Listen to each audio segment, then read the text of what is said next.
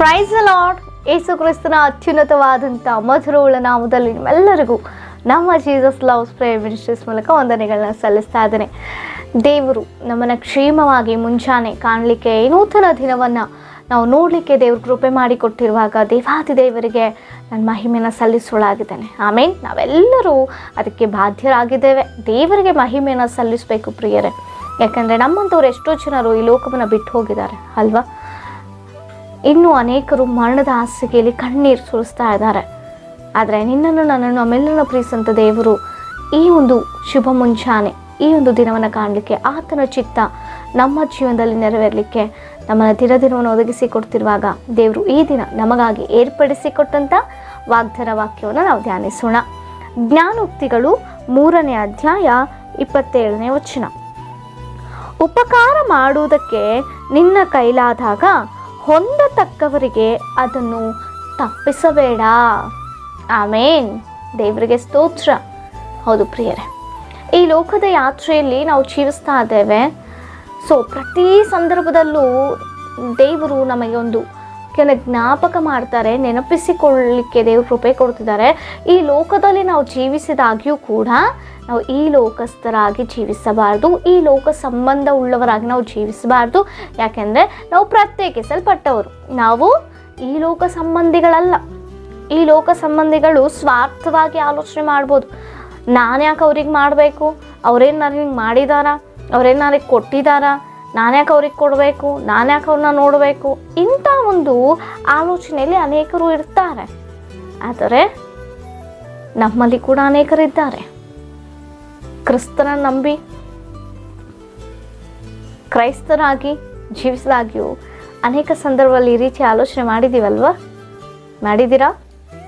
ನಾನ್ಯಾಕೆ ಅವ್ರನ್ನ ನೋಡಬೇಕು, ನಾನ್ಯಾಕೆ ಅವ್ರಿಗೆ ಅದನ್ನು ಈಸ್ಕೊಡ್ಬೇಕು, ನಾನ್ಯಾಕೆ ಅವರಿಗೆ ಹೆಲ್ಪ್ ಮಾಡಬೇಕು, ಅವರೇ ನಮಗೆ ನೋಡಿದಾರ, ನಾವೇನಾದ್ರು ಕಷ್ಟದಲ್ಲಿದ್ದಾಗ ಬಂದು ನೋಡಿದ್ರ, ಇಂಥ ಆಲೋಚನೆ ಇರ್ಬೋದೇನೋ.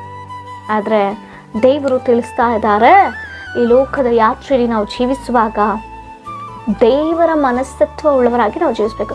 ಅವ್ರು ನಮಗೆ ಹಾನಿ ಮಾಡಿದಾಗ್ಯೂ, ಅವರು ನಮಗೆ ತೊಂದರೆ ಕೊಟ್ಟ ಸ್ಥಿತಿಯಲ್ಲಿದ್ದಾಗ್ಯೂ ಕೂಡ ನಾವು ಮಾಡಬೇಕಾಗಿರುವಂಥದ್ದು ಉಪಕಾರ. ಆ ಉಪಕಾರ ಮಾಡುವುದಕ್ಕೆ ನಮ್ಮ ಕೈಲಾದಾಗ ಹೊಂದತಕ್ಕವರಿಗೆ, ಯಾರು ಸಹಾಯ ಕೇಳಿರ್ತಾರೋ, ಯಾರು ಅದನ್ನು ಹೊಂದಿಕೊಳ್ಳಲಿಕ್ಕೆ ಎದುರು ನೋಡ್ತಿರ್ತಾರೋ ಅವ್ರಿಗೆ ನಾವೇನು ಮಾಡಬಾರ್ದಂತೆ ತಪ್ಪಿಸ್ಬಾರ್ದು.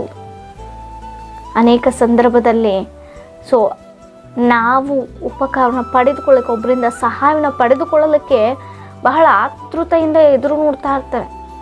ಯಾರು ನಿಮಗೆ ಸಹಾಯ ಮಾಡ್ತಾರಪ್ಪ, ನಾವೇ ಕಷ್ಟ ಕಾಲದಲ್ಲಿದ್ದೀವಿ, ನಮಗೆ ಒಬ್ಬರು ಕೊಡಬೇಕು, ನಮಗೆ ಒಬ್ಬರು ಮಾಡಬೇಕು, ನಾನು ಅವ್ರಿಗೆ ಮಾಡಲಿಕ್ಕಾಗುತ್ತಾ ಅನ್ನುವಂಥ ಆಲೋಚನೆ ಇರ್ಬೋದೇನೋ. ಆದರೆ ಕೆಲವೊಂದು ಸಂದರ್ಭದಲ್ಲಿ ಬಹಳ ಹೀನ ಸ್ಥಿತಿಯಲ್ಲೋ, ಬಹಳ ಕಷ್ಟದ ಪರಿಸ್ಥಿತಿಯಲ್ಲಿಯೋ, ಯಾರಾದರೂ ನಮಗೆ ಇಷ್ಟವಿಲ್ಲದವರು ಅಥವಾ ನಮ್ಮನ್ನು ಪ್ರೀತಿಸದವರು ನಮಗೆ ನಾವು ಸಹಾಯ ಒಂದು ಬಾರಿ ಕೇಳಿದಾಗ, ಯಾವಾಗಲೂ ಒಂದು ಬಾರಿ ನಾವು ಸಹಾಯ ಕೇಳಿದಾಗ ಅವರು ಮಾಡದ ಸ್ಥಿತಿಯಲ್ಲಿ ಇದ್ದಾರೇನೋ ಅದನ್ನು ಜ್ಞಾಪಿಸ್ಕೊಂಡು ನಾನು ಅವಾಗ ಎಷ್ಟು ಬೇಡ್ಕೊಂಡೆ, ಸಹಾಯ ಕೇಳಿದೆ, ಸ್ವಲ್ಪ ಸಹಾಯ ಮಾಡಿ ಅಂಥೇಳಿ ಅವ್ರು ಮಾಡೇ ಇಲ್ಲ, ಇದ್ರೂ ಕೊಟ್ಟಿಲ್ಲ, ನನಗೆ ಗೊತ್ತು, ಈಗ ನಾನು ಯಾಕೆ ಮಾಡಬೇಕು ಅನ್ನುವಂಥ ಆಲೋಚನೆಯಲ್ಲಿ ನಾವು ಮಾಡದಂತೆ ಅಂಥ ಸ್ಥಿತಿಯಲ್ಲಿದ್ದ ಸಂಬಂಧಿಕರಾಗಿರ್ಬೋದು, ಸ್ನೇಹಿತರಾಗಿರ್ಬೋದು, ಅಕ್ಕಪಕ್ಕದವರಾಗಿರ್ಬೋದು, ತಿಳಿದವರಾಗಿರ್ಬೋದು, ಕೊಲೀಗ್ಸ್ ಆಗಿರ್ಬೋದು, ಯಾರೇ ಆಗಿರ್ಬೋದು,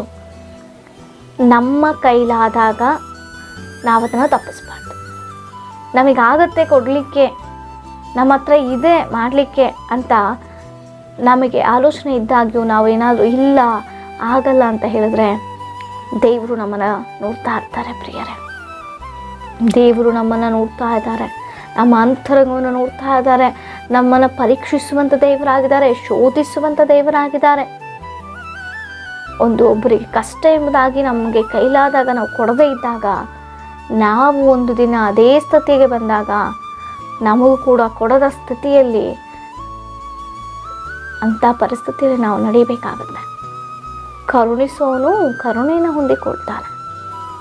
ಆಮೇಲೆ ಒಬ್ಬರ ಮೇಲೆ ನಾವು ಕನಿಕರಪಟ್ಟು ಸಹಾಯ ಮಾಡುವುದರ ಮೂಲಕ ನಾವೇನಾದ್ರು ಅದೇ ಸ್ಥಿತಿ, ನಾವು ಈ ಲೋಕದಲ್ಲೇ ಜೀವಿಸುವಂಥವರಾಗಿದ್ದೀವಿ ಹೌದಾ, ಈ ಲೋಕದಲ್ಲಿ ಪ್ರಯಾಣ ಮಾಡುವಂಥವರಾಗಿ ಒಂದಲ್ಲ ಒಂದು ನಮಗೂ ಅಂತ ಕಷ್ಟ ಬರಬಹುದು, ಅಂಥ ಸಮಯದಲ್ಲಿ ನಾವು ಸಹಾಯಕ್ಕಾಗಿ ಬೇಡುವಾಗ ಅವ್ರ ಹತ್ರನೆಲ್ಲ ಯಾರ ಹತ್ರ ಹೋಗಿ ಕೇಳುವಾಗ ಯಾರೊಬ್ಬರು ಮಾಡಬೇಕಲ್ವ. ಈಗ ನಾವೇನು ಮಾಡ್ತೇವೋ ಒಂದು ದಿನ ಮತ್ತೆ ನಮಗೆ ಅದನ್ನು ಎರಡರಷ್ಟು ಕೊಡುವಂಥ ದೇವರಾಗಿದ್ದಾನೆ. ನಾವೇನು ಬಿತ್ತುತ್ತೇವೋ ಅದನ್ನು ಕೊಯ್ಯುವಂಥವರಾಗಿದ್ದೇವೆ ಪ್ರಿಯರೇ. ಅದಕ್ಕಾಗಿ ಯಾರಾದರೂ ಹಣ ಸಹಾಯವನ್ನು ಕೇಳಿರ್ಬೋದು, ಅಥವಾ ಇನ್ನೊಂದು ರೀತಿಯ ಮತ್ತೊಂದು ರೀತಿಯ ಉಪಕಾರ ಕೇಳಿರ್ಬೋದು. ಉಪಕಾರ ಮಾಡುವವರಿಗೆ ನಮ್ಮ ಕೈಲಾದಾಗ ನಾವು ಉಪಕಾರ ಮಾಡದೇ ಇರಬಾರ್ದು. ನಮ್ಮ ಹತ್ರ ಇದೆ, ಎಮರ್ಜೆನ್ಸಿ ಯಾರೋ ಕೇಳ್ತಾ ಇದ್ದಾರೆ, ಹಣನೇ ಅಂದ್ಕೊಳ್ಳಿ. ಸೊ ಈಗ ಕೊಟ್ಟರೆ ಇವರಿಗೆ ನಾಳೆ ಏನಾಗುತ್ತೋ, ನಾಳೆ ಅದಕ್ಕಲ್ವ ನಾನು ಇಟ್ಕೊಂಡಿರೋದು ಅಂತ ನಾಳೆ ದಿನದ ಕುರಿತು ನಾವು ಆಲೋಚನೆ ಮಾಡಬಾರ್ದು. ದೇವರಿಗೆ ಒಪ್ಪಿಸ್ಕೊಡ್ಬೇಕಪ್ಪ, ನಿನ್ನ ಚಿತ್ತದ ಪ್ರಕಾರ ಅಪ್ಪ ಅವರು ಸಹಾಯ ಕೇಳಿದ್ದಾರೆ, ನನ್ನ ಹತ್ರ ಇದಿದೆ, ನಾನು ಕೊಡಬೇಕು ಸ್ವಾಮಿ ಅಂತ ಹೇಳಿ ನಾವು ಕೈಗೆ ದೇವರ ಪ್ರಾರ್ಥನೆ ಪೂರ್ವಕವಾಗಿ ಕೊಡುವಾಗ ನಾಳೆ ದಿನದ ಬಗ್ಗೆ ನಾಳೆನೇ ಆಲೋಚನೆ ಮಾಡುತ್ತೆ. ನಾಳೆ ದೇವರು ಹೇಗಾದರೂ ನಮಗೆ ಸಹಾಯ ಮಾಡಲಿಕ್ಕೆ ಶಕ್ತನ ಅಂತ ದೇವರು ಇದ್ದಾಗಿದ್ದಾರೆ. ಆಮೇಲೆ ಅನೇಕ ಸಂದರ್ಭ ನಾವು ಅದೇ ರೀತಿ ಆಲೋಚನೆ ಮಾಡ್ತೇವೆ.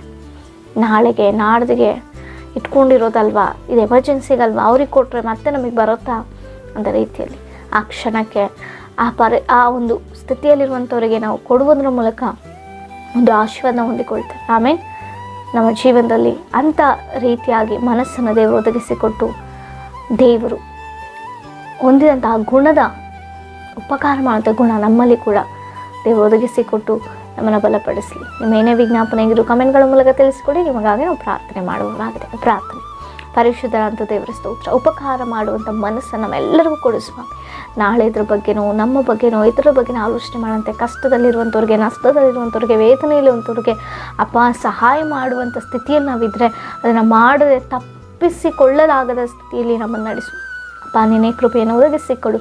ಇವಾಗ ನೋಡ್ತೀವಂತೆ ಎಂಥ ಮಕ್ಕಳು ಯಾವ್ಯಾವ ಸ್ಥಿತಿಯಲ್ಲಿದ್ದಾರೋ, ಸಹಾಯಕ್ಕಾಗಿದ್ರು ನೋಡ್ತಿದ್ದಾರೇನೋ ಅಪ್ಪ, ಅವರೆಲ್ಲರಿಗಾಗಿ ನಾವು ಪ್ರಾರ್ಥಿಸಿ ಅವರವ್ರಿಗೆ ಬೇಕಾದ ಸಹಾಯವನ್ನು ನೀನು ಒದಗಿಸಿಕೊಡು, ಸಹಾಯ ಮಾಡಿ ಬಲಪಡಿಸಿ. ಯೇಸುವಿನ ನಾಮದಲ್ಲಿ ಬೇಡಿ ಹೋಗ್ತೇವೆ ಜೀವಳ ಪರಲೋಕದ ತಂದೆಗೆ.